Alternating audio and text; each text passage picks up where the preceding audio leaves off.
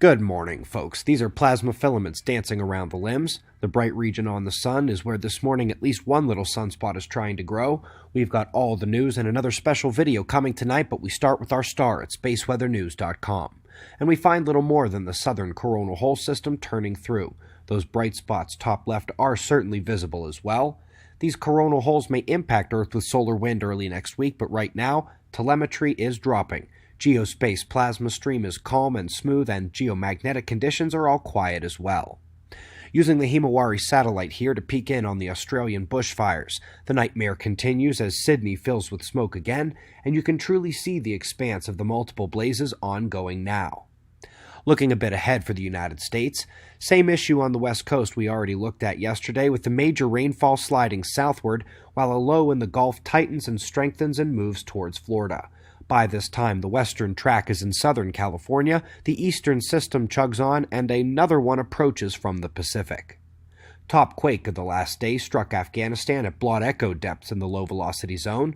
While the blot echoes are nicely spread globally, I want to note that the Oceania signals are migrating up to that low-velocity zone from the transition zone much deeper. Doesn't happen very often there. FYI, this is the blot echo wind map at quakewatch.net. Let's take a look at a poorly worded article that also sparks concerns of something from the past. First off, yes, we want to protect the environment, but starting off by saying humans have covered half the land on Earth is asinine. It's in the single-digit percentages as we look at the night map of the world. Just know that in order to make anything visible here, the brightness of the individual light points must be enhanced. It's not even actually this bright at night. This planet has tons of room, but furthermore, on this article, when they begin to discuss zoning and human use in the name of protecting enormous swaths of land, I'm reminded of the Agenda 21 Wildlands Project, which thankfully got shot down in a bipartisan slaughter when it hit Congress, but the goal of the globalists was made clear. They renamed the project Agenda 2030 a little bit ago, and they truly believe that excluding most of us from most of our world is the way to the future. Imagine if the red and yellow were basically off limits to you. Now, true enough, this Queensland study comes nowhere near to the extremes of the Wildlands Project, but please don't start having blue jays quack in a pond. We're listening for that. Anyway, let's get out of here. Let's go into deep space for a moment and deep back in time. We're finding the fourth impossibly early object class, ones that debunk the standard model of the universe. We have seen this with quasars, megagalaxies, and proto-galaxy clusters, forming too fast in the cosmos for the standard model to be correct. And now, the cores of some of those galaxies are spotted about 1 billion years earlier in cosmic time than they expected.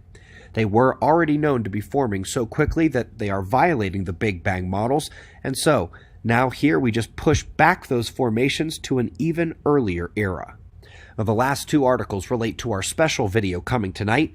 First, an examination of the sun's current sheet and the particle surges seen with its interactions. This is critical for terrestrial space weather monitoring, but it is also a smaller version of the galactic trigger for our star.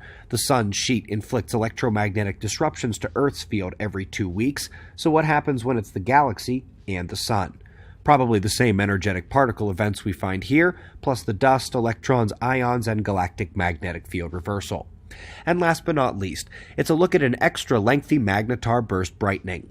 While these stars are wild, their magnetism is set up like Earth's. While the sun would likely superflare or micronova, either of those could inflict a magnetar-type burst onto the Earth.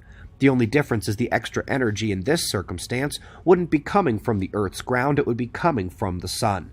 And that's the topic of tonight's special video. I say tonight, but in reality it's coming this afternoon. Subscribe, click the notification bell, and make your way back here in a few hours for the mechanism that explains all the ancient accounts of cosmic lightning, how the solar flash interacts with our outer magnetic shield, and what may happen upon impact. Folks, we greatly appreciate your support. We've got wind map forecasts and shots of our star to close. We'll do this all again tomorrow, right here, but right now it's 4:20 a.m. in the new Valley of the Sun. Eyes open, no fear. Be safe, everyone.